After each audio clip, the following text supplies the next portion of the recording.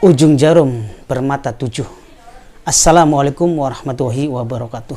A'udzubillahi minasyaitonirrajim. Bismillahirrahmanirrahim. Rabbi shrah li sadri wa yassir li amri wahlul 'uqdatam min lisani yafqahu qawli. Amma ba'du. Allahumma sholli ala sayyidina Muhammad wa ala ali sayyidina Muhammad. Sedulur di Masalis Satria dimanapun sedulur berada yang insya Allah dimuliakan Allah. Di kesempatan kali ini saya akan memberikan tutorial membuat air pengobatan untuk orang kesurupan. Jadi yang kemarin saya upload mengobati orang kesurupan dengan cara kita mengambil gaibnya. Nah sekarang setelah kita selesai mengambil gaibnya, maka kita perlu membuat air untuk si pasien ini untuk diminum dan untuk diusapkan di wajahnya.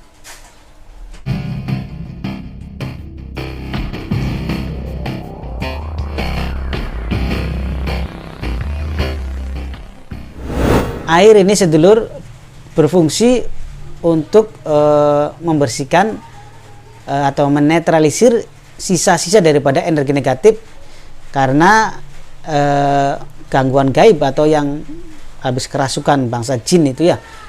Jadi si pasien biasanya kalau habis kesurupan ada sisa energi negatif yang menempel di tubuh, maka kita butuh membuat air penetralisir ini ya, diminum ya, kemudian juga diusapkan itu sebagai pembersih ya, dan itu harus dibuat ya. Jadi jangan habis kita ngobat orang kesurupan tuh nggak dikasih air, kasihan nanti ada energi negatif yang masih menempel ya. Walaupun bisa ditarik juga bisa, tetapi alangkah lebih baiknya ditarik juga, tapi lebih bagusnya dikasih minum, karena kalau air putih itu luar biasa ya efeknya dan khasiatnya. Lalu bagaimana tata cara membuat airnya? Oke, saya jelaskan ya. Jadi setelah kita mengobati orang kesurupan sudah selesai ya. Nah, pokoknya sudah kita ambil gaibnya. Nah, kita buat airnya.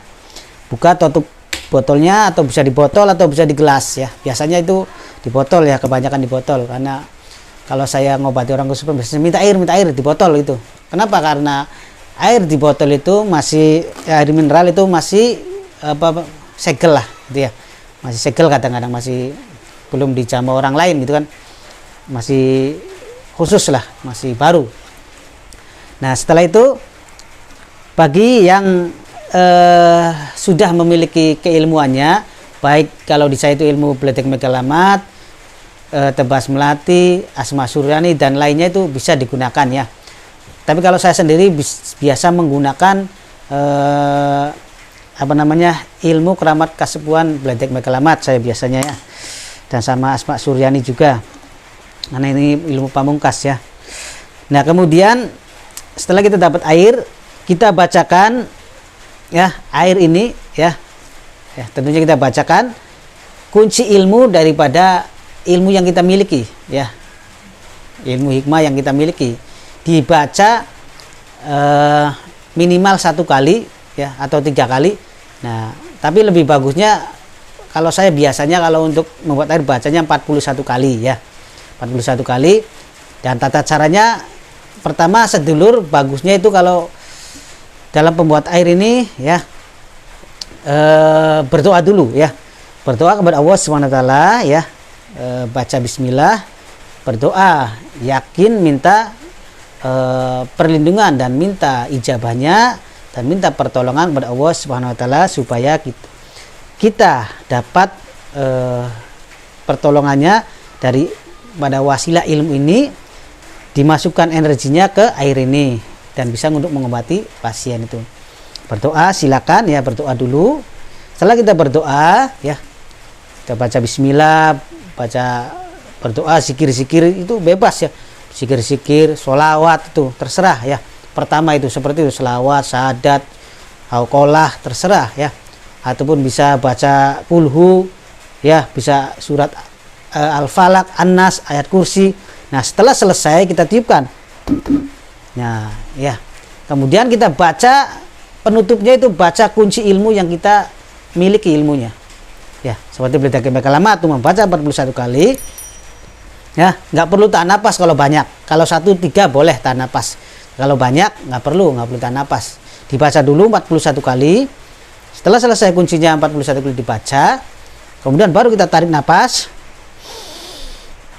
baru tahan di perut sekuatnya. Kalau nggak kuat, tiupkan ke air sambil ucapkan Allahu Akbar dalam hati. Itu ya. Seperti itu sedulur ya. Itu proses media air ya. Itu asli dari saya ya. Jadi saya nggak jiplak teknik lain, tapi emang teknik saya seperti ini ya. Nah, kalau ada perbedaan atau samaannya wajar ya. Tapi kalau ini teknik saya kalau untuk pengobatan. Nah, itu untuk cara pertama ya. Setelah selesai ditiupkan, nah baru kita bisa untuk ada actionnya. Actionnya kita taruh tangannya di atas botol atau di atas air itu. Nah, kita tarik napas sambil baca kunci ilmu 1 kali atau 3 kali, sambil kita bayangkan, visualisasikan untuk menyalurkan energi positif untuk pengobatan gangguan gaib ini ke air. Salurkan energinya, visualisasikan, rasakan getarannya. Nah, setelah selesai nggak kuat napasnya, buang. Nah, setelah itu selesai, baru air bisa diminumkan ke pasien atau ke orang yang kesurupan. Dan ini bisa dilakukan hanya bagi yang memiliki keilmuan hikmah ya. Adapun yang doa-doa secara umum seperti ayat-ayat Al-Qur'an bisa saja ya, bisa saja. Tetapi untuk ini harus benar-benar kita yakin dengan apa yang kita baca ya. Kadang-kadang kenapa kok ada orang kesurupan dibaca ayat kursi, kulhu, al-falaq, anas, nggak reaksi gaibnya ya, tergantung yang bacanya. Kalau yang hanya sekedar baca, nggak ada keyakinan, nggak ada peresapan, nggak ada kemantepan, nggak ada kekuatan energi, kepercayaan kepada Allah Subhanahu wa taala ya, bukan berarti Qur'annya nggak mempan, tetapi kitanya ya kitanya ini yang nggak yakin. Maka segala sesuatu harus yakin ya. Dalam meruqyah apapun, semua pengobatan medis maupun non medis itu harus benar-benar kita mantap saja yakin. Maka orang-orang ruqyah ya itu hanya sekedar baca-baca tapi jinnya reaktif atau aktif, karena yang membacanya itu benar-benar sudah yakin dengan apa yang dibacanya. Itu juga dengan keilmuan yang kita miliki.